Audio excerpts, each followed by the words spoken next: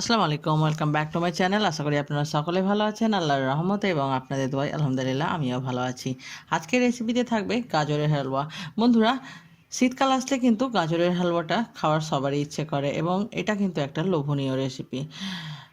আপনারা এটা কিভাবে সহজভাবে তৈরি করতে পারবেন আর আমার রেসিপি আমি আপনাদের কাছে আজকে শেয়ার করব। তাহলে বন্ধুরা দেখা যাক।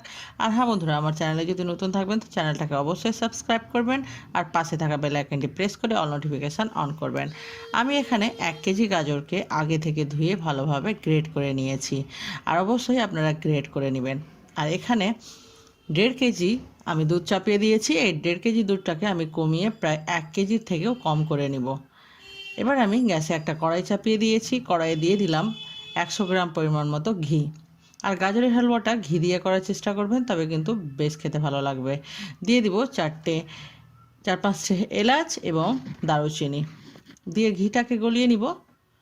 তারপরে হালকা যখন এলাচের গন্ধ বেরোবে সেই পর্যায়ে আমি অ্যাড করে দিব গ্রেট করে রাখা গাজরটা। বন্ধুরা, গাজরটা এখন দেখতে পরিমাণে বেশি হলেও কিন্তু যখন এটা জল ছাড়বে তখন অলরেডি এটা কমে আসবে। এটাকে ততক্ষণ পর্যন্ত আমাকে এভাবে ভেজে নিতে হবে বা নেড়ে নিতে হবে যতক্ষণ না এটা পরিমাণে কম হয়ে আসছে। চুলার আঁচটাকে মিডিয়াম টু হাই হিটে রেখেছি।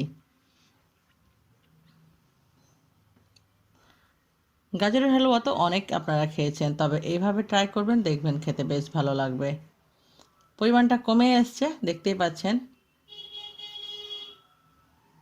যখন এরকম পরিমাণটা কমে আসবে তখন কিন্তু চুলার আঁচটাকে মিডিয়াম টু লোয়ে করে দিতে হবে। তারপরে আমি অ্যাড করব এখানে স্বাদ মতো চিনি। আপনারা যে যেরকম মিষ্টি খেতে পছন্দ করবেন সেই অনুযায়ী চিনিটা অ্যাড করবেন। এভাবে আবারও আমি নাড়তে থাকবো যতক্ষণ পর্যন্ত চিনিটা না গলে যায়। আবার আমি ঢাকা দিয়ে দিব প্রায় 3 থেকে 4 মিনিটের মতো। 3 থেকে 4 মিনিট পরে আবারও আমি ঢাকনা খুলে এটাকে নাড়বো এবং দেখতে পাওয়া যাচ্ছে যে চিনি থেকে জল ছেড়েছে বা চিনিটা গলে গেছে।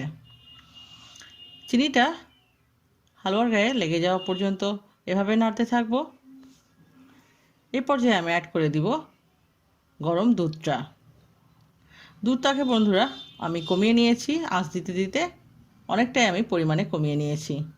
এভাবে কমিয়ে নিলে কি হবে যে হালুয়ার টেস্টটা কিন্তু বেশ ভালো আসবে।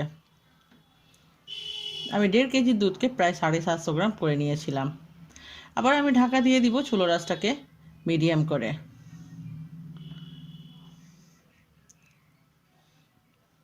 এ পর্যায়ে আমি অ্যাড করব বেশ কিছুটা কাজু বাদাম। আপনারা আপনাদের নিজের ইচ্ছে অনুযায়ী যে কোনো ড্রাই ফ্রুটস এখানে অ্যাড করতে পারেন, বা ড্রাই ফ্রুটসটাকে আগে ঘিয়ে ভেজেও অ্যাড করতে পারেন। এভাবে করে আর ঢাকা না দিয়ে আমি এভাবে নাড়তে থাকব।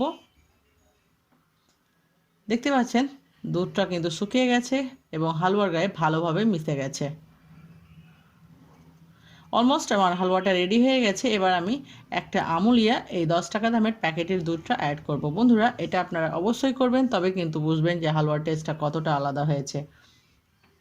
অবশ্যই চেষ্টা করবেন। আমি 1 কেজি হালুয়ার জন্য এই 10 টাকা প্যাকেটেরটা ইউজ করেছি। আপনারা যদি কম পরিমাণ থাকবে তাহলে 5 টাকা প্যাকেটেরটাও ব্যবহার করলেও পারবেন, তবে আপনাদের ইচ্ছে। তবে অবশ্যই অ্যাড করবেন এই শুকনো দুধটা বা গুঁড়ো দুধটা, তবে টেস্ট কিন্তু বেশ ভালো আসবে। হয়ে গেছে। এই পর্যায়ে আমি বেশ কিছুটা ড্রাই ফ্রুটস যেমন পেস্তা বাদাম এবং কাঠবাদাম অ্যাড করেছি।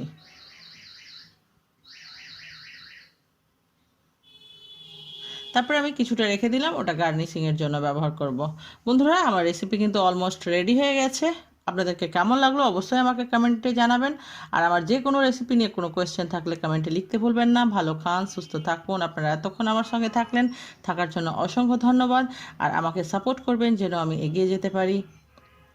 আর দেখতে পাচ্ছেন কত লোভনীয় তৈরি হয়েছে। এটা কিন্তু লাঞ্চের পরে বা ডিনারের পরে বেশ খেতে ভালো লাগবে। আপনারা একবার ট্রাই করবেন। আর আমি কিন্তু একটু ফ্রেশ ক্রিম অ্যাড করেও দিয়েছি, আপনাদের কাছে থাকলে আপনারাও অ্যাড করবেন, খেতে বেশ ভালো লাগবে। আবারও দেখা হবে নতুন কোনো একটা রেসিপির সঙ্গে। আল্লাহ হাফেজ।